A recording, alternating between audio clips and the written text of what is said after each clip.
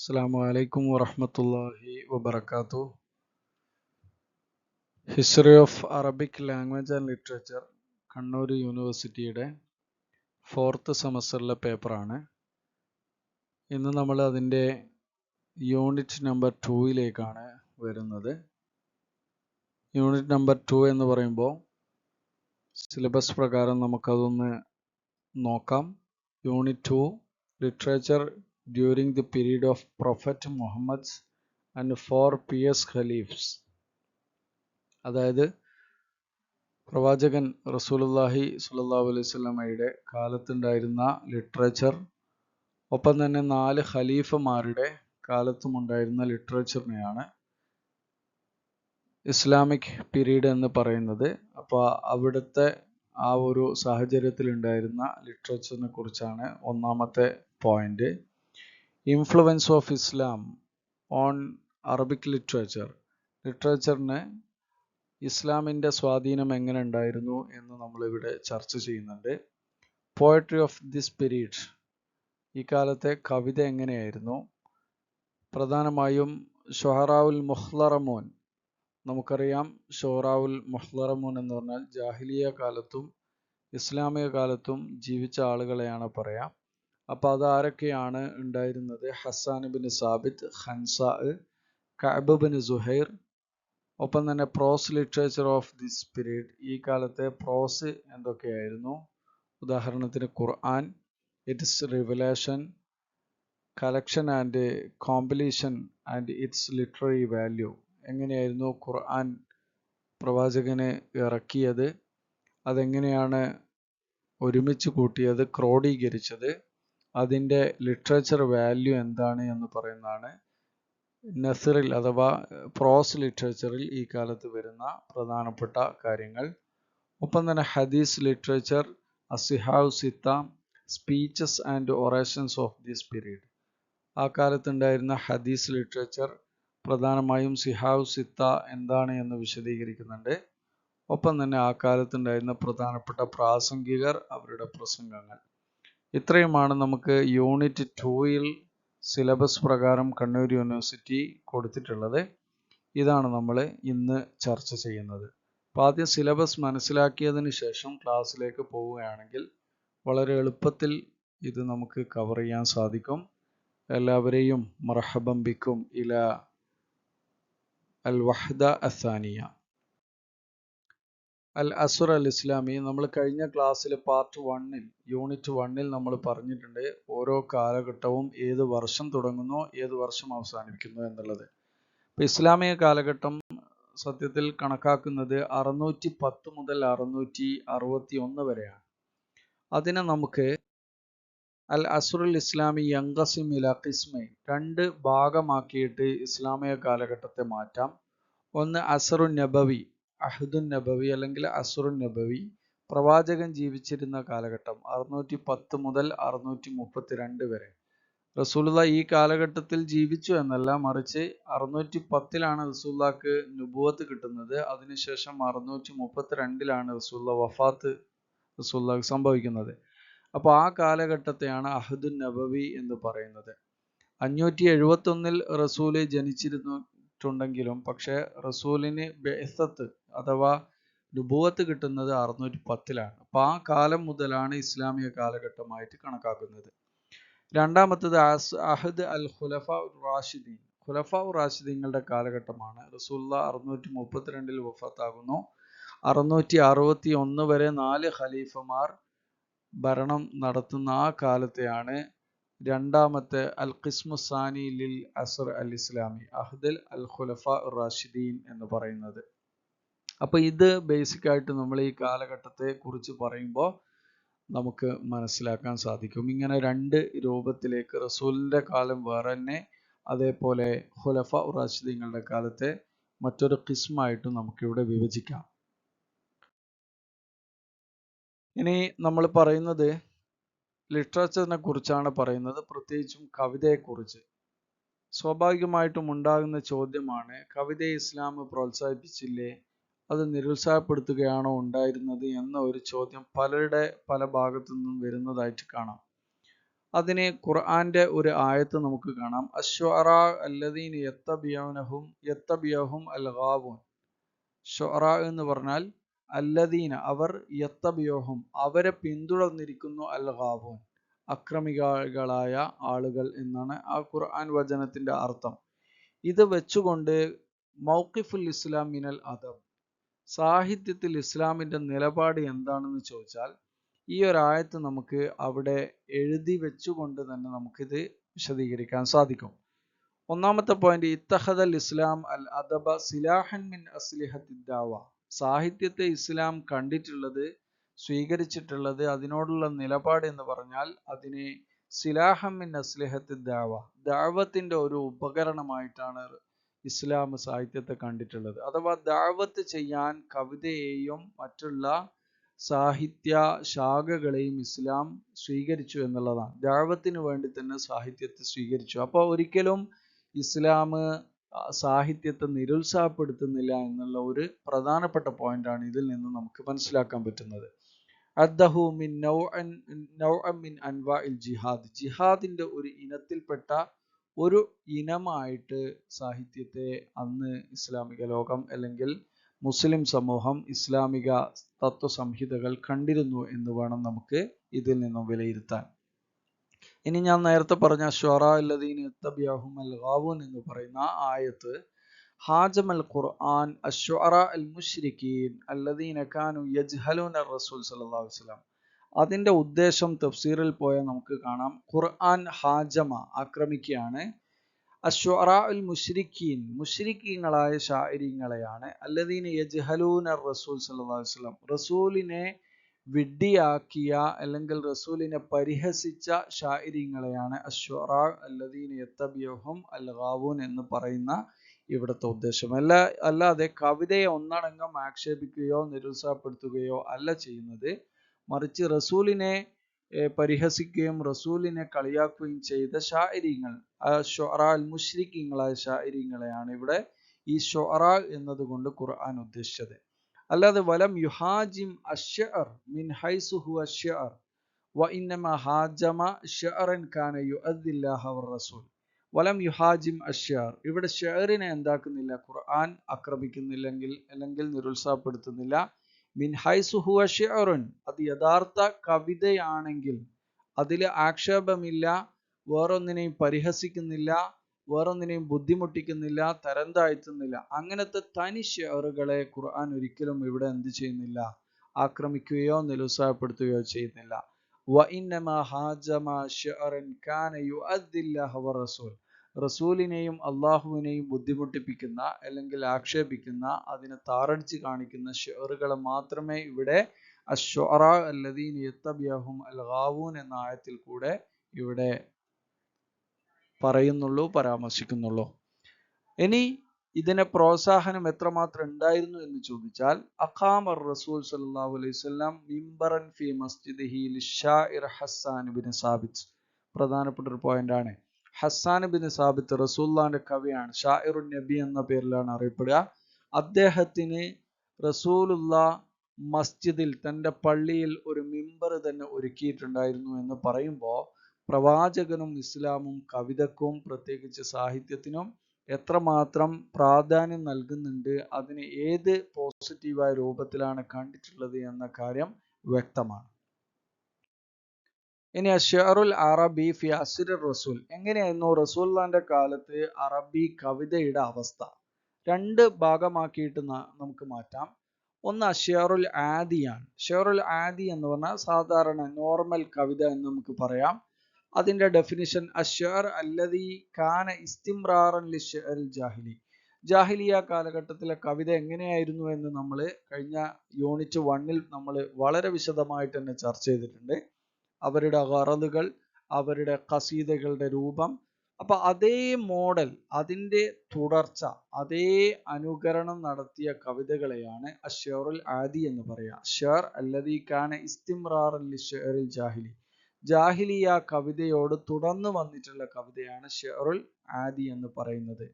രണ്ടാമത്തത് ഷെയറുൽ ഇസ്ലാമിയാണ്. സ്വാഭാവികമായിട്ടും ഇസ്ലാമി എന്ന പേരിൽ തന്നെ നമുക്ക് കാണാം الشعر الذي تأثر بأسلوب القرآن والحديث ومبادئ الإسلامي. ഇസ്ലാമിക തത്വസംഹിതകളും ഹദീസും ഖുർആനും ഈ ശൈലികൾ റിഫ്ലക്റ്റ് ചെയ്തുകൊണ്ട് അല്ലെങ്കിൽ ഈ ശൈലികൾ സ്വാധീനം നടത്തിക്കൊണ്ട് ചെയ്തുകൊണ്ട് വന്നിട്ടുള്ള കവിതകളെ അശ്ശഅറുൽ ഇസ്ലാമി എന്ന പേരിലും അറിയപ്പെടുന്നു. അപ്പൊ റസൂലുള്ളാഹിന്റെ കാലത്ത് ഇത്തരം രണ്ട് ടൈപ്പ്, ഒന്ന് ഇസ്ലാമിക കാഴ്ചപ്പാടുകൾ പറയുന്നതും രണ്ടാമത്തത് എങ്ങനെയായിരുന്നോ ജാഹിലിയ കാലഘട്ടത്തിലെ കവിതകൾ അതിൻ്റെ അതേ തുടർച്ച, അതിൻ്റെ അതേ പകർപ്പ് എന്ന് പറയുന്ന കവിതകളും ആ കാലത്ത് ഉണ്ടായിരുന്നു. അശ്വറാൽ ബഷ്ഹുറൂന ഫി അഹ്ദ് റസൂൽ സല്ലല്ലാഹു അലൈഹി വസല്ലം. റസൂലുള്ളാഹിന്റെ കാലത്ത് പ്രസിദ്ധരായ കവികൾ എന്ന് പറയുന്നത് നമുക്ക് മൂന്ന് വിഭാഗമാക്കിയിട്ട് മാറ്റാം. ഒന്ന് മിൻ ശുഅറാഇൽ മദീന, രണ്ടാമത്തത് മിൻ ശുഅറാഇൽ മക്ക, മിൻ ശുഅറാഇ ത്വായിഫ്. മദീനയിലെ കവികൾ എന്ന് പറയുന്നത് Hassan ibn Thabit, Ka'b bin Malik, Abdullah bin Rawaha. മിൻ ശുഅറാഇൽ Mecca Abdullah bin Zubair, Dirar bin al Khattab al Fihri എന്ന് പറയുന്ന ആള് മക്കയിലെ പ്രസിദ്ധനായ കവിയായിരുന്നു. മിൻ ശുഅറാഇ ത്വായിഫ് ഉമയ്യത്ത് ബിൻ അബിസ്വലത്ത് എന്ന് പറയുന്ന വ്യക്തിയായിരുന്നു പ്രസിദ്ധനായ ത്വായിഫിലെ കവി എന്ന് പറയുന്നത്. അപ്പോൾ നമ്മൾ ടോട്ടലായിട്ട് ഈ റസൂലുള്ളാഹിന്റെ കാലത്ത് ഉണ്ടായിരുന്ന പ്രസിദ്ധരായ കവികൾ ആരാണെന്ന് ചോദിച്ചാൽ ഇങ്ങനെ ഒന്ന് ഡിവൈഡ് ആക്കിയാൽ വളരെ നന്നായിട്ട് മനസ്സിലാക്കാനും പെട്ടെന്ന് ഇതിനെക്കുറിച്ചുള്ള വിവരങ്ങൾ നൽകാൻ നമുക്ക് സാധിക്കും. ഇനി ഈ കാലഘട്ടത്തിൽ ഫിഅഹദിൽ ഖുലഫ റാഷിദീൻ, നമ്മൾ പറഞ്ഞു റസൂലുള്ളാഹിന്റെ കാലത്തുള്ള കവിത എങ്ങനെയായിരുന്നു, ഷെഅറുൽ ആദിയും ഷെഅറുൽ ഇസ്ലാമിയും. ഇനി റസൂലുള്ളാഹിന്റെ കാലശേഷം ഖുലഫാ ഉർ റാഷിദീങ്ങളുടെ കാലം അഥവാ രണ്ടാമത്തെ ഖിസ്മായിട്ടുള്ള ഖുലഫാ ഉർ റാഷിദീങ്ങളുടെ കാലത്ത് അശ്ശഅറുൽ അറബി എങ്ങനെയായിരുന്നു? അവിടെ ഒരു പുതിയൊരു ടൈപ്പ് ഷെഅറിനെ നമുക്ക് കാണാൻ പറ്റും. അതിനെയാണ് ഷെഅറുൽ ഫുതൂഹ് എന്ന് പറയാം. ഫുതൂഹ്, ഫതഹ എന്ന് പറഞ്ഞാൽ ജയിച്ചടക്കുക എന്നാണ്, പിടിച്ചടക്കുക, കീഴ്പ്പെടുത്തുക എന്നൊക്കെ നമുക്ക് പറയാം. ഷെഅറുൽ ഫുതൂഹ് എന്ന് പറഞ്ഞാൽ ജയിച്ചടക്കിയ അല്ലെങ്കിൽ വിജയത്തിന്റെ കവിതകൾ നമുക്ക് ഇവിടെ പറയാം. ഫർഉൻ ജദീദുൻ ലഹറ ഫി ഹാദൽ അസ്ർ, അഥവാ അഹദ് ഖുലഫാ റാഷിദീങ്ങളുടെ കാലത്ത് പ്രത്യക്ഷപ്പെട്ട വന്നിട്ടുള്ള ഫർഉൻ ജദീദുൻ പുതിയൊരു ശാഖയാണ്, കവിതയുടെ പുതിയൊരു ശാഖ. ഖറജൽ അറബ് ഇല ദൗലത്തൈ അൽ ഫുറസ് വർ റോം. അന്ന് ഖുലഫാ റാഷിദീങ്ങളുടെ കാലത്ത് റോമിലേക്കും പേർഷ്യയിലേക്കും ഈ രണ്ട് പ്രദേശങ്ങളിലേക്ക് അറബി സൈന്യത്തെ ഓരോ ഭരണാധികാരികളും നിയോഗിച്ചിരുന്നു. വസ്തൗലു അല ഷാം വ മിസ്ർ, അങ്ങനെ ഷാമും മിസ്റൊക്കെ അവിടെയുള്ള ആധിപത്യങ്ങളൊക്കെ അറബികൾക്ക് ലഭിച്ചപ്പോൾ കൂടുതൽ പ്രദേശങ്ങൾ അറബ്യൻ മേഖല അല്ലെങ്കിൽ അറബ് ഖലീഫമാരുടെ ഖുലഫാ റാഷിദീങ്ങളുടെ കീഴിലേക്ക് വരികയും അങ്ങനെ കുറെ നേട്ടങ്ങൾ, കുറെ ഫുതൂഹുകൾ നടത്തിയപ്പോൾ വകാനു ഫി അസ്നാഇ ഹാദൽ ജിഹാദ്, ഈ യുദ്ധത്തിന്റെ ഇടക്ക് അവരായിരുന്നു യൻളിമൂന അനാഷീദ് അൽ ഹമാസിയ വൽ മറാസി, ധീരതക്കും അതേപോലെ മറാസി അനുശോചനത്തിനെയും അറിയിക്കുന്ന പാട്ടുകൾ, കവിതകൾ അവർ രചിക്കുമായിരുന്നു. അപ്പോൾ ഷെഅറുൽ ഫുതൂഹ് വരാനുണ്ടായ കാരണം പല പ്രദേശങ്ങളും, പ്രത്യേകിച്ച് റോം അതേപോലെ ഷാം മിസ്ർ പോലെയുള്ള പ്രദേശങ്ങൾ ഇസ്ലാമിന്റെ കീഴിലേക്ക് വന്നതോടുകൂടെ അവിടെ നിയോഗിക്കപ്പെട്ട സൈന്യത്തിന് വേണ്ടിയിട്ട് അല്ലെങ്കിൽ അവരുടെ കീഴിലുണ്ടായിരുന്ന യോദ്ധാക്കൾക്ക് വേണ്ടിയിട്ട് അവരെ ധീരന്മാരായിട്ട് പുകഴ്ത്തിക്കൊണ്ടും ഇനി അഥവാ അവർ ആരെങ്കിലും കൊല്ലപ്പെട്ടിട്ടുണ്ടെങ്കിൽ അവർക്ക് അനുശോചനം രേഖപ്പെടുത്തിക്കൊണ്ടും അന്നത്തെ കവിമാർ കവിതകൾ രചിച്ചിരുന്നു. അതുകൊണ്ട് തന്നെ ഷെഅറുൽ ഫുതൂഹി എന്ന ഇനം അവിടെ പ്രത്യക്ഷപ്പെടാൻ കാരണമായി. അപ്പോൾ ഓരോന്നും നമ്മൾ മനസ്സിലാക്കേണ്ടത് ഓരോ സാഹചര്യത്തിനനുസരിച്ചാണ് അവരുടെ അന്തരീക്ഷത്തെയും അവരുടെ സാഹചര്യത്തെയും നോക്കിയിട്ടാണ് ഓരോ ഏരിയകളിലും കവിതകൾ വരിക എന്നുള്ളതാണ്. കവിത ചൊല്ലാനുള്ള ഒരു സാഹചര്യം ഉണ്ടാകുന്നത് മാത്രമല്ല അവിടെയുള്ള സർക്കംസ്റ്റാൻസസ് എന്താണോ അതിനനുസരിച്ചുള്ള ഒരു പ്രൊഡക്റ്റാണ് ഓരോ സാഹിത്യകാരനിൽ നിന്നും തിരിച്ചു വരിക എന്നുള്ളതാണ്. അപ്പൊ അഹദ് ഖുലഫാ ഉർ റാഷിദീങ്ങളുടെ കാലത്ത് ഷെഅറുൽ ഫുതൂഹ് വരാനുണ്ടായ കാരണം അന്ന് ഒരുപാട് വിജയിച്ചടക്കലുകളും പിടിച്ചടക്കലുകളും ഒരുപാട് രാജ്യം ഇസ്ലാമിന്റെ കീഴിലേക്ക് വരികയൊക്കെ ചെയ്തപ്പോൾ അതേ രൂപത്തിലുള്ള ഒരു പ്രൊഡക്റ്റ് അവിടെയും വന്നു എന്നുള്ളതാണ്. വസഫ ശുഅറാ കസീറൻ മിമ്മാ ഷാഹദു ഫീ ഫുതൂഹിഹിം, വസഫ ഷുഅറാ, ഷാഇരീങ്ങൾ വിശേഷിപ്പിച്ചു. കസീറം മിമ്മ ഷാഹദു ഫീ ഫുതൂഹിഹിം, അവരുടെ ആ വിജയത്തിൽ അവർ കണ്ട പലതിനെയും അതിനെയൊക്കെ കവിതയിൽ അവർ കൊണ്ടുവരികയുണ്ടായി. വമിൻ ഷുഅറാഇഹിം, അത്തരം ഷാഇരീങ്ങളിൽ പെട്ടവർ ആരൊക്കെയാണ്? അബൂ മെഹ്ജൻ അസ്സഖഫിയും യസീദ് ബിൻ അസ്വഅഖ് എന്ന് പറയുന്ന രണ്ട് പ്രധാനപ്പെട്ട വ്യക്തികളാണ് ഷഅറുൽ ഫുതൂഹ് അല്ലെങ്കിൽ ഷഅർ ഈ രൂപത്തിലുള്ള ഒരു ഫർഉൻ ജദീദ് കൊണ്ടുവരികയും അതിൽ കവിതകൾ രചിക്കുകയും ചെയ്ത രണ്ട് വ്യക്തിത്വങ്ങൾ. ഇതാണ് അഹദുൽ ഖുലഫാ ഉർ റാഷിദീങ്ങളിലെ കവിതയെ പ്രത്യേകമായിട്ട് നമുക്ക് ഇവിടെ എടുത്തു പറയാനുള്ളത്. ഇനി നമ്മൾ ഷുഅറാ ഉൽ മുഖ്ലറമൂൻ ആരൊക്കെയാണ് എന്ന് നോക്കാൻ. അതിൽ ഒന്നാമത് നമ്മൾ എണ്ണുന്നത് കഅബ് ബിൻ സുഹൈർ ആണ്. സുഹൈർ ബിൻ അബി സുൽമ നമ്മൾ പഠിച്ചതാണ്. അദ്ദേഹത്തിന്റെ മകനാണ് കഅബ് ബിൻ സുഹൈർ. 645 അദ്ദേഹം മരണപ്പെട്ടിട്ടുള്ളത്. അതിനു മുമ്പായിട്ട് മുഖ്ലറമൂൻ എന്ന് പറയുന്ന മൻഹും അൽ മുഖ്ലറമൂൻ എന്ന ഒരു ചോദ്യം നിങ്ങൾക്ക് വരാം. ആരാണ് ഈ മുഖ്ലറമൂൻ? നമ്മൾ ഇതുവരെ ഷുഅറാ ഉൽ ജാഹിലിയ അല്ലെങ്കിൽ ഷുഅറാ ഉൽ ഇസ്ലാമിയ അല്ലെങ്കിൽ അമവിയ എന്ന് പറയുന്നതിന് പകരം ഇവിടെ ഒരു പുതിയ ടേം വരികയാണ്, അൽ മുഖ്ലറമൂൻ. മൻഹും അൽ മുഖ്ലറമൂൻ? അതിനുള്ള ഉത്തരമാണ് ഷുഅറാ അദ്റകു അൽ അഹ്ദൈൻ അൽ ജാഹിലി വൽ ഇസ്ലാമി. ഇസ്ലാമിക കാലത്തും ജാഹിലി കാലത്തും ഈ രണ്ട് കാലങ്ങളെ എത്തിച്ച ഷാഇരിങ്ങൾ, ആ കാലത്ത് ജീവിച്ച ആളുകളെയാണ്, അങ്ങനത്തെ കവികളെയാണ് അൽ മുഖ്ലറമൂൻ എന്ന പേരിൽ അറിയപ്പെടുക. അപ്പൊ ഇങ്ങനെ ഒരു ക്വസ്റ്റ്യൻ വന്നാൽ നിങ്ങൾ സിമ്പിളായിട്ട് വഹും ഷുഅറാ അല്ലദീന അദ്റകു അൽ അഹ്ദൈൻ അൽ ജാഹിലി വൽ ഇസ്ലാമി എന്ന് നമുക്ക് എഴുതാൻ പറ്റണം. അപ്പൊ അതിലെ ഒന്നാമത്തെ കഅബ് ബിൻ സുഹൈർ എന്ന് പറഞ്ഞാൽ സാഹിബ് ബാനത്ത് സ്വാദ. ബാനത്ത് സ്വാദ എന്ന് പറയുന്ന വളരെ പ്രസിദ്ധമായ ഖസീദത്തുൽ ബുർദ എന്ന് പറയുന്ന ഒരു ഖസീദയുണ്ട്. ആ ഖസീദയുടെ രചയിതാവായ ആളാണ് കഅബ് ബിൻ സുഹൈർ. അഅറഖുന്നാസ് ഫിശ്ശാർ, ജനങ്ങളിൽ കവിതയിൽ അരീഖായ തറവാടിത്തമുള്ള ഒരുപാട് അനുഭവ സമ്പത്തുകളുള്ള വ്യക്തിയായിരുന്നു കഅബ് ബിൻ സുഹൈർ. കാരണം അങ്ങനെ പറയാനുണ്ടായ കാരണം ഞാൻ നേരത്തെ പറഞ്ഞു, സുഹൈർ ഇബ്നു സുഹൈർ അതാണ് കഅബ്. അതായത് അബൂഹു സുഹൈർ ബിൻ അബി സുൽമ, അദ്ദേഹത്തിന്റെ പിതാവ് സുഹൈർ ബിൻ അബി സുൽമയാണ്. അഹൂഹു ബുജൈർ, അദ്ദേഹവും കവിയാണ്. ഇബ്നഹു ഉഖ്ബ, അദ്ദേഹവും കവിയായിരുന്നു. അപ്പോൾ മൊത്തത്തിൽ ഒരു കവി കുടുംബത്തിൽ ജനിച്ച വ്യക്തിയാണ് കഅബ് ബിൻ സുഹൈർ എന്ന് പറയുന്നത്. അതുകൊണ്ട് തന്നെ അദ്ദേഹത്തെ അഅറഖുന്നാസ് ഫിശ്ശർ എന്ന പേരിലാണ് അറിയപ്പെടുക. ബാനസ്വാദ, സാഹിബ് ബാനസ്വാദ എന്ന് നമ്മൾ പറഞ്ഞിട്ടുണ്ട്. അതിന്റെ ഖാഫിയ ലാമിയാണ്. മഷ്ഹൂറത്തും ബി ഖസീദത്തുൽ ബുർദ, ഖസീദത്തുൽ ബുർദ എന്ന പേരിൽ അത് പ്രസിദ്ധിയാർജിച്ച ഒരു ഖസീദയാണ്. ഫിൽ ബഹർ അൽ ബസീത്ത്, ബസീത്ത് എന്ന് പറയുന്ന ബഹറിലാണ് ഇത് രചിക്കപ്പെട്ടിട്ടുള്ളത്. 58 ബൈത്ത് ഇതിന് ഉണ്ടായിരുന്നു. അതിന്റെ തുടക്കമാണ് ബാനത് സ്വാദ് ഫഖൽബിൽ യൗമ മബ്തൂലു മുതയമ്മിമുൻ ഇസ്റഹാ ലം യജ്സി മഖ്ബൂലു എന്ന് പറയുന്ന ഈ ഒരു കവിത. അപ്പോൾ കഅബ് ബിൻ സുഹൈറിന്റെ ബാക്കിയുള്ള ഡീറ്റെയിൽസുകൾ നിങ്ങൾ മനസ്സിലാക്കണം. കാരണം നമ്മളൊരു സ്ലൈഡിൽ ഒരു വ്യക്തിയുടെ പൂർണ്ണ രൂപം, പൂർണ്ണ വിവരണം കൊടുക്കുക എന്നുള്ളത് അസാധ്യമാണ്. എന്നാൽ നമ്മൾ അദ്ദേഹത്തെ ഒന്ന് പരിചയപ്പെടുത്തുക എന്നുള്ളതാണ് ഇതിൽ കൂടെയുള്ള ഉദ്ദേശം. ഇതിൽ പ്രധാനപ്പെട്ട പോയിന്റ്സുകളൊക്കെ വന്നിട്ടുണ്ട്. അതിപ്രധാനമായത് മാത്രം ഇവിടെ കൊടുക്കുന്നു. ബാക്കി നിങ്ങൾ ഇദ്ദേഹത്തെ കുറിച്ചൊന്ന് സെർച്ച് ചെയ്താൽ വളരെ വ്യക്തമായിട്ട് മനസ്സിലാക്കാൻ സാധിക്കുന്നതാണ്. രണ്ടാമത്തെ വ്യക്തി ഹസ്സാൻ ബിൻ സാബിത്താണ് റളിയല്ലാഹു അൻഹു. 553 ഹസ്സാൻ ബിൻ സാബിത്ത് ജനിക്കുന്നത്. 661 മരണപ്പെടുന്നു. ഇദ്ദേഹം അറിയപ്പെടുന്നത് ഷാഇറുൻ നബി സല്ലല്ലാഹു അലൈഹി വസല്ലം, പ്രവാചകന്റെ കവിയായിട്ടാണ്. അത് തന്നെ നമുക്ക് കവിതക്കും സാഹിത്യത്തിനും ഇസ്ലാം എത്രമാത്രം പ്രാധാന്യം നൽകിയിട്ടുണ്ട് എന്ന് നമുക്ക് മനസ്സിലാക്കാൻ സാധിക്കും.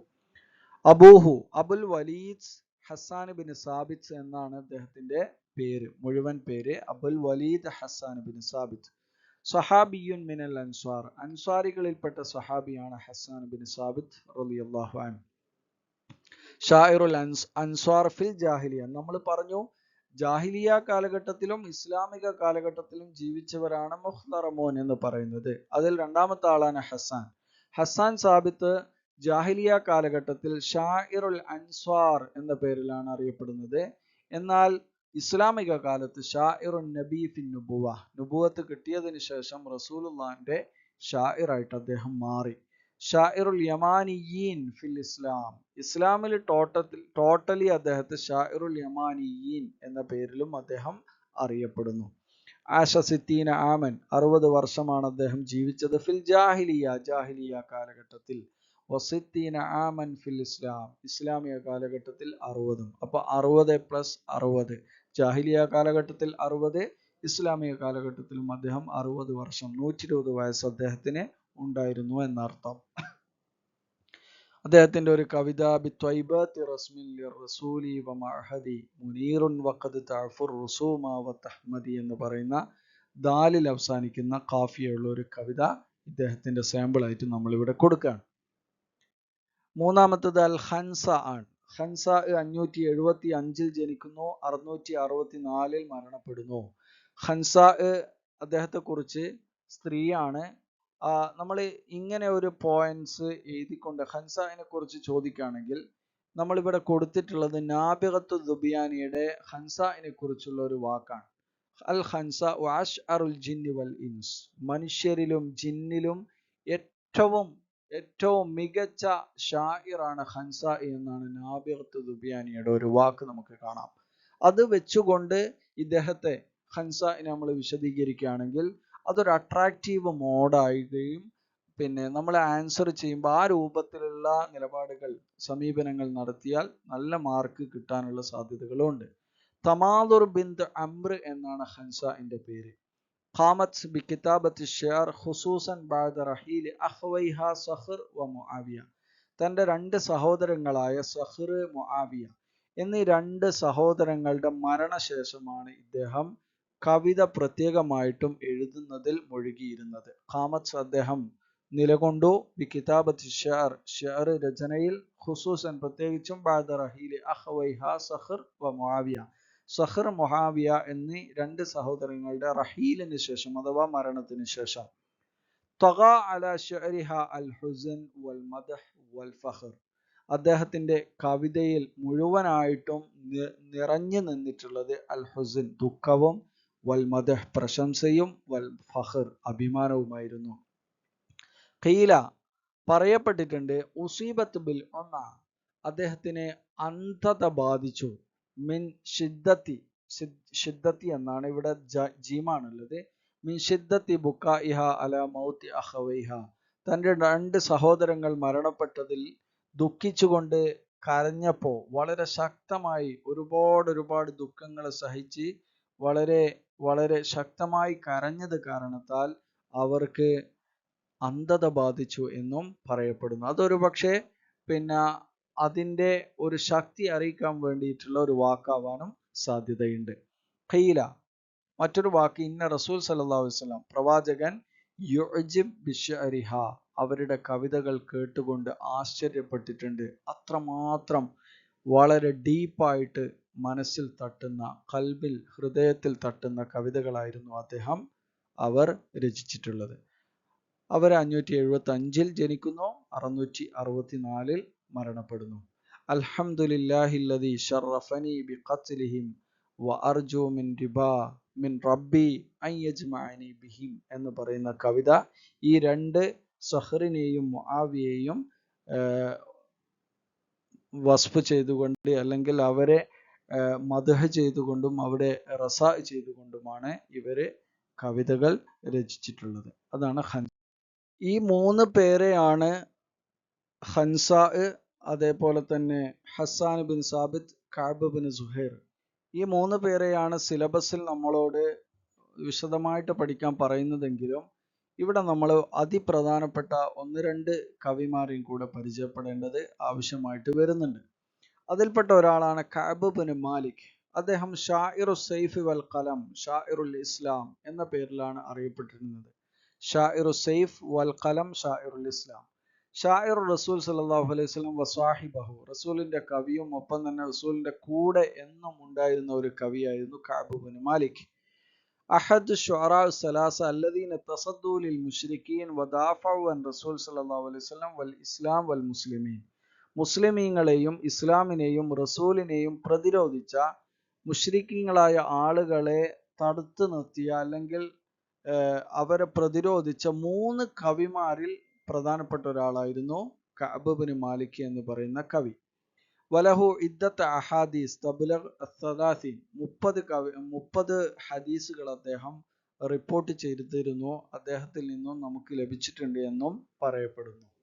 ഇങ്ങനെ കഅബ് ബിൻ മാലിക്കിന്റെ പ്രധാനമായിട്ടും വിശദമായിട്ട് വരാൻ സാധ്യതയില്ല എങ്കിൽ കൂടി ഷാഇറു സൈഫി വൽ ഖലം അല്ലെങ്കിൽ ഷാഇറുൽ ഇസ്ലാം എന്ന പേരിൽ അറിയപ്പെടുന്നത് ആരാണ് എന്നൊരു ചോദ്യം വന്നാൽ നിങ്ങൾ കഅബ് ബിൻ മാലിക്കിനെ കുറിച്ച് എഴുതേണ്ടതാണ്. അടുത്തത് അബ്ദുല്ലാഹിബിൻ റവാഹയാണ്. ഇസ്തഷ്ഹദ ഫി മഅരിക്കത്തി മുഅ്ത. മുഅ്തത്ത് യുദ്ധത്തിൽ ഷഹീദായ വ്യക്തിയാണ് അബ്ദുല്ലാഹിബിൻ റവാഹ. നേരത്തെ നമ്മൾ കഅബ് ബിൻ മാലിക്കിനെ കുറിച്ച് പറഞ്ഞപ്പോൾ അഹദു ശുഅറാഉ സലാസ അല്ലദീന തസദ്ദു ലിൽ മുശ്രിക്കീൻ വദാഫഉ അനിർ റസൂലി വൽ ഇസ്ലാം വൽ മുസ്ലിമീൻ. ഈ പോയിന്റ് അബ്ദുല്ലാഹിബിൻ റവാഹ, 3 പേരിൽ ഒരാള് കഅബ് ബിൻ മാലിക്, 2 അബ്ദുല്ലാഹിബിൻ റവാഹ, മൂന്നാമത്തെ നമുക്ക് ഹസ്സാൻ ബിൻ സാബിത്ത്. ആദ്യമായിട്ട് നമ്മൾ എണ്ണിയത് ഹസ്സാനിനെയാണ്, അതും കൂടെ കൂട്ടിയിട്ടാണ് 3 എന്ന് പറയുന്നത്. അപ്പൊ ഈ പോയിന്റ് ചിലപ്പോൾ 3 പേർക്കും നമുക്ക് ഒരുപോലെ ഉപയോഗിക്കാൻ പറ്റുന്ന ഒരു പോയിന്റാണ്. ദീവാനഹു, അബ്ദുല്ലാഹിബിൻ റവാഹയുടെ ദീവാൻ കവിതാ സമാഹാരത്തിൽ നമുക്ക് കാണാൻ പറ്റുന്ന വിഷയം അദ്ദിഫാ അനിൽ ഇസ്ലാം, ഇസ്ലാമിനെ പ്രതിരോധിക്കുന്നു. ഹിജാ ഉൽ മുശ്രിക്കീൻ, റസൂലിനെ ആക്ഷേപിച്ച മുശ്രിക്കീങ്ങളെ തിരിച്ച് ഹിജാ നടത്തുന്നു.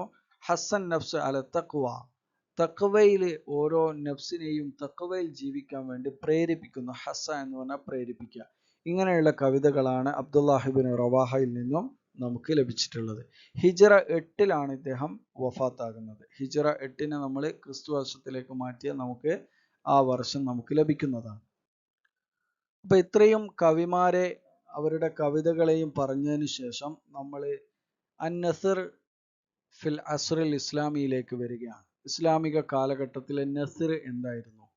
നമുക്ക് ഓർമ്മയുണ്ട്, യൂണിറ്റ് ഫസ്റ്റിൽ ഏറ്റവും പ്രാധാന്യം യൂണിറ്റ് ഫസ്റ്റിൽ അഥവാ അദബുൽ ജാഹിലിയിൽ ഷെയറിനായിരുന്നു എങ്കിൽ ഇവിടെ ഷെയറിന്റെ പ്രാധാന്യം നമുക്ക് ഓരോ കാലവും മനസ്സിലാക്കുമ്പോൾ നമുക്ക് തിരിച്ചറിയാൻ പറ്റും. അപ്പൊ ഇവിടെ അന്ന് നസ്റിന് വലിയ പ്രാധാന്യം അദബുൽ ജാഹിലിയിൽ ഉണ്ടായിരുന്നില്ല. അന്ന് നസ്ർ അൻവാഉൽ നസ്ർ എന്ന് പറയുന്നത് ഖിതാബ, ഹിക്കമ്, മസലുകൾ, സജോൽ കുഹാൻ, അതേപോലെ വസിയത്തുകൾ, ഇങ്ങനെ മാത്രമായിരുന്നു ഉണ്ടായിരുന്നത്. എന്നാൽ ഇവിടെ ചിത്രമാകെ മാറുകയാണ്. ഒന്നാമത്തെ നസറിന്റെ ഇനമായിട്ട് നമുക്ക് എണ്ണാൻ പറ്റുന്നത് അൽ ഖുർആനുൽ കരീം, രണ്ടാമത്തെ അൽ ഹദീസ് അൻ നബവി, ഒപ്പം തന്നെ ഖിതാബ, റസായിൽ, തൗസിയാത്ത്, കുതുബ്, ഖിസസ്, കഥകളും ഈ കാലഘട്ടത്തിൽ വന്നിരുന്നു. ആ കഥകൾ എന്ന് പറയുന്ന ഒരുപക്ഷെ ഖുർആനിലെ കഥകളായിരിക്കാം, അത് ആസ്പദമാക്കിയിട്ട് മറ്റുള്ള കഥകൾ വന്നു എന്നും നമുക്കിവിടെ പറയാൻ പറ്റും. ഒപ്പം തന്നെ നഖ്ദ്, നിരൂപണം എന്ന് പറയുന്ന ഒരു നസ്റിന്റെ ഒരു ഇനം കൂടെ ഈ കാലഘട്ടം മുതൽ നമുക്ക് പഠിക്കാൻ വരികയാണ്. ഉമർ ബിൻ ഖത്താബ് റളിയല്ലാഹു അൻഹു ആയിരുന്നു അവൽ നാഖിദ് ഫി ഹാദിഹിൽ ഫത്ര. ഈ കാലത്തെ ആദ്യത്തെ നാഖിദ് എന്ന് പറയുന്നത് ഉമർ ബിൻ ഖത്താബ് റളിയല്ലാഹു അൻഹു ആയിരുന്നു. ഇത്രയും ശാഖകളാണ്, ഇത്രയും ഖുർആൻ പോലെ, ഹദീസ് പോലെ, ഖിതാബ, റസായിൽ, തൗസിയാത്ത്, കുതുബ്, ഖിസസ്, നഖ്ദ്, ഇത്രയും ശാഖകളാണ് നസ്റിന്റെ ഇനങ്ങളായിട്ട് നമുക്ക് ഇസ്ലാമിക കാലഘട്ടത്തിൽ കാണാൻ പറ്റുന്നത്. ഇനി അതിൽ വളരെ പ്രധാനപ്പെട്ട ഖുർആനിനെയും ഹദീസിനെയും മാത്രമേ ഇവിടെ പറയുന്നുള്ളൂ. ഖുർആൻ എന്ന് പറഞ്ഞാൽ എന്താണ്? അതിൽ ചോദ്യം സാധാരണ കണ്ടുവരാറുള്ളത് ജംഉൽ ഖുർആൻ വ തദ്വീനഹു എന്നുള്ളതാണ്. അപ്പൊ അതിലേക്ക് വരുമ്പോൾ എന്താണ് ഖുർആൻ എന്ന് നമുക്ക് അവിടെ എഴുതി കൊടുക്കാൻ പറ്റണം. ഹുവ കലാമുല്ലാഹി വ മുഅ്ജിസത്തിൻ നബി സല്ലല്ലാഹു അലൈഹി വസല്ലം നസല മുനജ്ജിമൻ ബി 23 സന എന്ന് നമുക്ക് അതിന്റെ ഒരു ഡെഫിനിഷൻ കൊടുക്കാം. ഹുവ കലാമുല്ലാഹി, അള്ളാഹുവിന്റെ കലാമാണ്. വ മുഅ്ജിസത്തിൻ നബി സല്ലല്ലാഹു അലൈഹി വസല്ലം, പ്രവാചകന്റെ മുഅ്ജിസത്തുമാണ് ഖുർആൻ. നസല മുനജ്ജിമൻ, ഘട്ടം ഘട്ടമായിട്ടാണ് അത് ഇറക്കിയത്. ബി 23 വർഷങ്ങൾ കൊണ്ട് ഒന്നിച്ച് ഒരു ഗ്രന്ഥം റസൂലുള്ളാഹിന്റെ ചുമലിലേക്ക് എടുത്ത് അയക്കുകയല്ല ചെയ്തത്, റസൂലുള്ളാഹിന്റെ ഖൽബിലേക്ക് അയക്കുകയല്ല ചെയ്തത്. മറിച്ച് 23 വർഷം ഓരോ സാഹചര്യങ്ങൾക്കനുസരിച്ച് റസൂലിലേക്ക് ജിബ്രീൽ അലൈഹിസ്സലാം എത്തിച്ചു കൊടുത്ത ഒരു കലാമാണ് ഖുർആൻ എന്ന് പറയുന്നത്. മുഹ്തവിയാത്തുഹു, അതിൻ്റെ ഉള്ളടക്കങ്ങൾ എന്ന് പറഞ്ഞാൽ ഖുർആൻ നമുക്കറിയാം എന്തൊക്കെയാണ് ആ ഖുർആനിൽ ഉള്ളത് എന്ന് പറഞ്ഞാൽ പല പല വിഷയങ്ങൾ ഖുർആനിലുണ്ട്. പ്രധാനമായിട്ടും നമുക്ക് അതിനെക്കുറിച്ച് എഴുതുമ്പോൾ ഖിസസ് അൽ ഉമം അസാബിഖ, മുൻകഴിഞ്ഞ സമുദായങ്ങളുടെ കഥകളുണ്ട്, അൽ മവാഇർ ഉപദേശങ്ങളുണ്ട്, ഹിക്കമുകളുണ്ട്, അൽ അഹ്കാം വിധിവിലക്കുകളുണ്ട്, വഅദ് വൽ വഈദ് ഓരോ മുന്നറിയിപ്പുകൾ നമുക്ക് നൽകുന്നുണ്ട്, ഉസൂലുദ്ദീൻ ദീനിന്റെ അടിസ്ഥാനപരമായ കാര്യങ്ങൾ, വഗൈറഹ എക്സെട്ര. അതല്ലാത്ത മറ്റു ഒരുപാട് സയൻസിൽ അങ്ങനെ പല വിഷയങ്ങളിലും ഖുർആനിന്റെ കാഴ്ചപ്പാടുകൾ നമുക്ക് അതിന്റെ തഫ്സീറുകൾ പരിശോധിച്ചാൽ നമുക്ക് കാണാൻ പറ്റും. അപ്പോൾ നമ്മൾ എഴുതുമ്പോൾ ഇത്രയും വിഷയങ്ങൾ എന്താക്കുക, അതിന്റെ മുഹ്തവിയാത്താണ്, അതിന്റെ തഅരീഫ് ഇന്നതാണ് എന്ന് നമുക്ക് എഴുതി വെക്കാൻ സാധിക്കണം. ഇനി നുസൂലുൽ ഖുർആൻ വ മറാഹിലഹു, അത് പല ഘട്ടങ്ങളിലായിട്ടാണ് ഖുർആൻ ഇറങ്ങിയത് എന്ന് നമുക്ക് കാണാം. ഒന്നാമത്തത് മിനല്ലാഹി ഇല ലൗഹത്തുൽ മഹ്ഫൂദ്, അള്ളാഹു ലൗഹുൽ മഹ്ഫൂദിലേക്ക് ആദ്യമായിട്ട് ഇറക്കുന്നു. രണ്ടാമത് വസാനി മിനൽ ലൗഹത്തിൽ മഹ്ഫൂദ് ഇല ബൈത്തുൽ ഇസ്സ ഫി ലൈലത്തുൽ ഖദർ, ലൈലത്തുൽ ഖദറിൽ ബൈത്തുൽ ഇസ്സയിലേക്ക് ലൗഹത്തുൽ മഹ്ഫൂദിൽ നിന്നും ഇറക്കുന്നു. ഇനി ബൈത്തുൽ ഇസ്സയിൽ നിന്നാണ് മിൻ ബൈത്തുൽ ഇസ്സ ഇല ഖൽബി റസൂൽ സല്ലല്ലാഹു അലൈഹി വസല്ലം മുനജ്ജിമൻ ബിവാസിതത്തി ജിബ്രീൽ അലൈഹിസ്സലാം, ജിബ്രീൽ അലൈഹിസ്സലാം മുഖേന, വാസിത എന്ന് പറഞ്ഞാൽ ജിബ്രീൽ അലൈഹിസ്സലാം വഴി ഘട്ടം ഘട്ടമായി റസൂലിന്റെ ഖൽബിലേക്ക് ബൈത്തുൽ ഇസ്സയിൽ നിന്നാണ് ഇറക്കുന്നത്. അതിന് ജംഅ് ചെയ്തത് എങ്ങനെയാണ് നമുക്കറിയാം. അതൊരു പുസ്തക രൂപത്തിൽ വന്നതല്ല, ഓരോ ആയത്തുകളായിട്ട് സാഹചര്യങ്ങൾക്കനുസരിച്ച് റസൂലുള്ളാഹിലേക്ക് അയച്ചതാണ്. ജിബ്രീൽ അലൈഹിസ്സലാം ഓതിക്കൊടുക്കുന്നു, അങ്ങനെ റസൂല് ഓതുന്നു, അത് സ്വഹാബത്ത് കേൾക്കുന്നു, സ്വഹാബത്ത് അതിനെ ഹിഫ്ള് ചെയ്യുന്നു. അങ്ങനെയാണ് ഖുർആൻ സൂക്ഷിക്കപ്പെട്ടിരുന്നത്. അല്ലാതെ ഇന്ന് കാണുന്നത് പോലെയുള്ള പുസ്തക രൂപത്തിൽ റസൂലുള്ളാഹിക്ക് കൊടുത്തിട്ടില്ല. അതിനെ ജംഅ് ചെയ്തത് പിന്നീട് പിൽക്കാലത്ത് അബൂബക്കർ സിദ്ദീഖ് റളിയല്ലാഹു അൻഹുവിന്റെ കാലത്താണ് അത് പുസ്തക രൂപത്തിലേക്കാക്കിയത്. ആ ഒരു പണി ഭാരിച്ച ഏറ്റവും മഹത്തായ ഒരു കർമ്മം ചെയ്തിട്ടുള്ളത് ജമഅഹു സയ്യിദ് ഇബ്നു സാബിത്ത് റളിയല്ലാഹു അൻഹു ആണ്, ഫി അഹദി അബൂബക്കർ സിദ്ദീഖ് റളിയല്ലാഹു അൻഹു. അബൂബക്കർ സിദ്ദീഖിന്റെ കാലത്ത് സയ്യിദ് ഇബ്നു സാബിത്ത് ആണ് അതിനെ ക്രോഡീകരിക്കുകയും ഈ രൂപത്തിൽ നമുക്ക് ഇന്ന് ലഭിക്കുന്ന ഈ രൂപത്തിൽ ഖുർആനിനെ ക്രോഡീകരിച്ച് പുസ്തക രൂപത്തിലാക്കുകയും ചെയ്തിട്ടുള്ളത്. അടുത്തത് അൽ ഹദീസ് ഷരീഫാണ്, രണ്ടാമത്തെ നസ്റിന്റെ ഇനമായ ഹദീസ്. ഹദീസ് എന്ന് പറഞ്ഞാൽ അതിനും ഒരു ഡെഫിനിഷൻ നമുക്ക് കൊടുക്കാം. ഹുവ മാ യൻസിബു ഇല റസൂൽ സല്ലല്ലാഹു അലൈഹി വസല്ലം മിൻ ഖൗലിൻ വ ഫഅലിൻ വ തഖ്രീരിൻ വ വസ്ഫിൻ, റസൂലുള്ളാഹിന്റെ വിശേഷണങ്ങൾ, മൗനാനുവാദം, ഫഅല് പ്രവൃത്തി, ഖൗല് വാക്ക്, ഇതൊക്കെ റസൂലിലേക്ക് ചേർക്കുന്ന റസൂലിന്റെ മൗനാനുവാദം, റസൂലിന്റെ പ്രവൃത്തി, റസൂലിന്റെ വാക്ക്, റസൂലിന്റെ വിശേഷണം, ഇവകളെയാണ് ഹദീസു ഷരീഫ് എന്ന് പറയുന്നത്. നമുക്കത് വിശദീകരിക്കേണ്ട ആവശ്യമില്ല. റസൂൽ എന്ത് സംസാരിക്കുമ്പോഴും അള്ളാഹുവിന്റെ വഹി പ്രകാരമാണ് സംസാരിക്കുക എന്ന് നമുക്ക് ഖുർആന്റെ ആയത്തിൽ കൂടെ തന്നെ വ്യക്തമാണ്. പക്ഷേ ഈ ഹദീസ് എന്ന് പറയുന്നത് അള്ളാഹുവിന്റെ കാര്യങ്ങളാണ് പറയുന്നതെങ്കിലും അള്ളാഹുവിന്റെ കലാമ് അല്ല, വാക്കുകൾ റസൂലിൻ്റെതാണ്. അതാണ് ഖുർആനും ഹദീസും തമ്മിലുള്ള ഒരു വ്യത്യാസം. ഖുർആൻ ആകുമ്പോൾ അള്ളാഹു പറഞ്ഞ വേർഡ്സ് മാത്രമേ അതിലുള്ളൂ, അതുകൊണ്ടാണ് അതിനെ കലാമുല്ലാഹി എന്ന് പറയുന്നത്. ഇതിന് പലവിധ ടേംസും ഹദീസിനെ കുറിച്ച് പറയാറുണ്ട്. മുസ്തലഹാത്തുഹു അൽ ഉഖ്റ സുന്നത്ത്, അസുന്ന എന്ന് പറയാം, അൽ ഖബർ എന്ന് ഉപയോഗിക്കാറുണ്ട്, അൽ അസർ എന്നും ഉപയോഗിക്കാറുണ്ട്. ഹുവൽ മസ്ദർ അസ്വാനി ഫിൽ ഇസ്ലാം ബഅദൽ ഖുർആൻ, ഖുർആൻ കഴിഞ്ഞാൽ ഇസ്ലാമിലെ രണ്ടാമത്തെ സോഴ്സ് ആണ്. രണ്ടാമത്തെ തെളിവിനായിട്ട് നമ്മൾ ഖുർആൻ ഉണ്ടോ എന്ന് നോക്കും, ഇല്ലെങ്കിൽ പിന്നെ നോക്കുന്നത് ഹദീസിലാണ്. അതുകൊണ്ട് മസ്ദർ അസ്വാനി ഫിൽ ഇസ്ലാം എന്ന് പറയാം. അതിലെ ഉള്ളടക്കം എന്ന് പറയുന്നത്, അല്ലെങ്കിൽ അതിൻ്റെ പ്രത്യേകതകൾ എന്ന് പറയുന്നത്, കസീറും മിനൽ അംസാൽ, ധാരാളം മസലുകൾ ഹദീസിൽ നമുക്ക് കാണാൻ പറ്റും. കലാമുൻ മൂജസുൻ, വളരെ മൂജസായിട്ടുള്ള വാക്കുകളാണ്, അഥവാ വാക്കുകൾ കുറവും അർത്ഥം അതിവിശാലവുമായിരിക്കും. ഖാലിം മിന തകല്ലുഫ്, കവിതകൾ പോലെ നമ്മൾ വേറെ എന്താ പറയുക, കുറച്ചും കൂടെ എവിടെയോ എന്തൊക്കെയോ ഒളിപ്പിച്ചു വെക്കുന്ന രൂപത്തിലുള്ള സാഹിത്യ ഭംഗിയിലുള്ളതായിരുന്നില്ല. ഖാലിം മിന തകല്ലുഫ്, വളരെ ഫ്രാങ്ക് ആയിട്ട്, ഒന്നും കെട്ടിക്കുടുക്കുകളൊന്നും ഇല്ലാതെ അതിൽ നിന്നൊക്കെ ഒഴിവായിക്കൊണ്ട് ഖാലിം മിൻ തകല്ലുഫായിട്ട് നമുക്ക് കാണാം. സഹലുൽ ലഫ്ദ്, ഒപ്പം തന്നെ എളുപ്പത്തിൽ ഉള്ള പദങ്ങൾ അഥവാ കടുകട്ടിയുള്ള ഭാഷകളൊന്നും ഹദീസു ഷരീഫിൽ നമുക്ക് കാണാൻ സാധ്യമല്ല. കാരണം വളരെ സിമ്പിളായിട്ട് റസൂലുള്ളാന്റെ ഭാഗത്ത് നിന്നുള്ള തത്വസംഹിതകൾ, ഇസ്ലാമിന്റെ കാഴ്ചപ്പാടുകൾ, ഇസ്ലാമിന്റെ കർമ്മങ്ങൾ, ഇസ്ലാമിന്റെ വിശ്വാസം, ഇതൊക്കെ ഉള്ളത് ജനങ്ങളെ അറിയിക്കുക എന്നുള്ളതാണ് ഹദീസ് കൊണ്ടുള്ള ഉദ്ദേശം. അതിൽ കൂടുതൽ സാഹിത്യ ഭംഗിയോ കൂടുതൽ ഒളിപ്പിച്ചു വെക്കുന്ന വാക്കുകളോ ഇനിയല്ല, അങ്ങനെയൊന്നും ഹദീസിൽ നമുക്ക് കാണാൻ സാധിക്കില്ല. അതുകൊണ്ട് തന്നെ ഖാലിം മിന തകല്ലുഫ് സഹലുൽ അഫ്ലാണ് എന്ന് നമുക്ക് ഹദീസിനെ കുറിച്ച് നമുക്ക് പറയാം. ഹദീസും ഖുർആൻ ക്രോഡീകരിച്ചതുപോലെ ക്രോഡീകരിക്കപ്പെട്ടതാണ്. നമുക്കറിയാം, ഇതൊന്നും ഒരു പുസ്തക രൂപത്തിൽ വന്നിട്ടുള്ളതല്ല. നമ്മൾ ഇന്ന് കാണുന്നത് പോലെ പിൽക്കാലത്ത് അതിനെ ക്രോഡീകരിക്കുകയാണ് ചെയ്തത്. അവ്വലു മൻ ദുവ്വിനൽ ഹദീസ് റസ്മിയൻ ഹുവ ഇബ്നു ശിഹാബ് അസ്-സുഹ്രി ലിഅംരി മിൻ ഉമർ ഇബ്നു അബ്ദുൽ അസീസ്. ഉമർ ഇബ്നു അബ്ദുൽ അസീസ് എന്ന് പറഞ്ഞാൽ അമവി കാലഘട്ടത്തിൽ ഭരണം നടത്തിയ ഭരണാധികാരിയാണ്. നമ്മുടെ ഇസ്ലാമിന്റെ 5ാം ഖലീഫ എന്നൊക്കെ അറിയപ്പെടുന്നു. ഉമർ ഇബ്നു അബ്ദുൽ അസീസിന്റെ കൽപ്പന പ്രകാരം ഇബ്നു ശിഹാബ് അസ്-സുഹ്രി എന്ന ആളാണ് ആദ്യമായിട്ട് ഹദീസിനെ ഒഫീഷ്യലി ക്രോഡീകരിച്ചത് എന്ന് നമുക്ക് പറയാം. അവ്വലു മൻ ദുവ്വിനൽ ഹദീസ് റസ്മിയൻ ഹുവ ഇബ്നു ശിഹാബ് അസ്-സുഹ്രി ലിഅംരി മിൻ ഉമർ ഇബ്നു അബ്ദുൽ അസീസ്. കിതാബഹു അൽ മുവത്ത. മുവത്ത എന്ന് പറയുന്ന ഗ്രന്ഥം, അതൊരു ക്വസ്റ്റ്യൻ വന്നിട്ടുണ്ട്, ആരുടേതാണ് കിതാബുൽ മുവത്ത? മുവത്ത എന്ന് പറയുന്ന ഗ്രന്ഥം ലിൽ ഇമാം മാലിക് ബിൻ അനസ് റളിയല്ലാഹു അൻ അവ്വലു കിതാബിൻ കാമിൽ ഫിൽ ഹദീസ്. ഹദീസിലെ പൂർണ്ണമായിട്ടുള്ള ഒരു കിതാബാണ് ഇമാം മാലിക്കിന്റെ കിതാബുൽ മുവത്ത എന്ന് പറയുന്ന ഗ്രന്ഥം. ഇനി മറ്റൊരു ക്വസ്റ്റ്യൻ ഹദീസുമായിട്ട് ബന്ധപ്പെട്ടത് നമുക്ക് വന്നിട്ടുള്ളത്, എന്താണ് സിഹാഹു സിത്ത? ഹദീസിലെ 6 ഗ്രന്ഥങ്ങളെയാണ് സിഹാഹു സിത്ത എന്ന് പറയുന്നത്. അതിൽ ഒന്നാമത്തെ സഹീഹുൽ ബുഖാരി, ഇമാം ബുഖാരിയുടെ സഹീഹ്. 2 ഇമാം മുസ്ലിമിന്റെ സഹീഹ് മുസ്ലിം. 3 ജാമി തുർമുദി.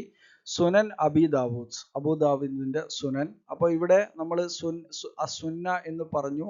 ആ ഒരു ടേമാണ് അബൂദാവൂദ് ഉപയോഗിച്ചിട്ടുള്ളത്. സുനൻ അബൂദാവൂദ്, സുനൻ ഇബ്നു മാജ, സുനൻ അന്നസായി. ഈ 6 ഹദീസ് ഗ്രന്ഥങ്ങളെയാണ് സിഹാഹു സിത്ത എന്ന പേരിൽ അറിയപ്പെടുന്നത്.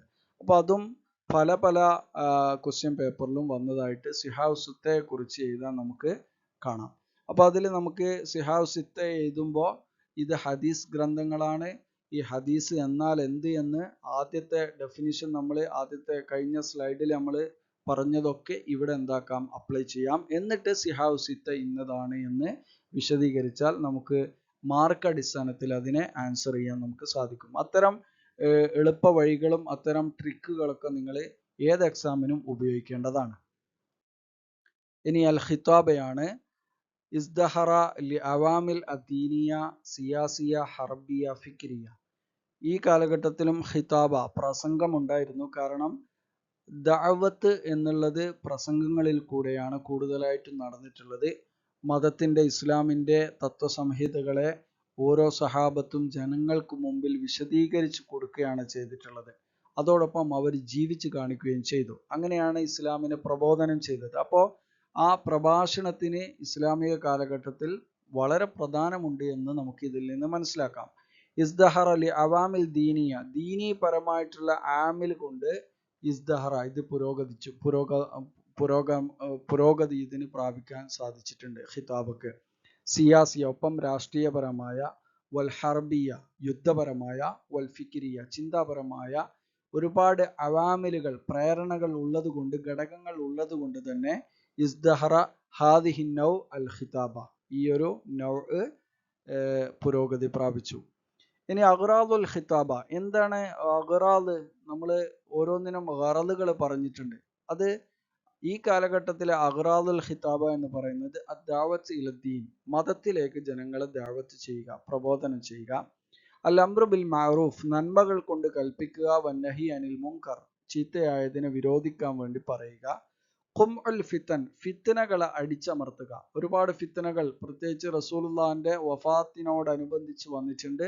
പല ആളുകളും കള്ളപ്രവാചകന്മാരായിട്ട് വന്നു, സക്കാത്ത് നിഷേധികളായിട്ട് വന്നു. അങ്ങനെയുള്ള ഫിത്തനകളെയൊക്കെ ജനങ്ങളെ ഉത്ബോധിപ്പിച്ചത് അങ്ങനെയല്ല, അതിൻ്റെ സത്യാവസ്ഥയും അതിൻ്റെ നേരായ വഴിയൊക്കെ ജനങ്ങളെ ഉത്ബോധിപ്പിച്ചത് പ്രസംഗങ്ങളിൽ കൂടെ പ്രാസംഗികന്മാരായിരുന്നു. അതുകൊണ്ട് അതും ഇതിൻ്റെ ഒരു അഗ്റാദായിട്ട് നമുക്ക് കാണാം.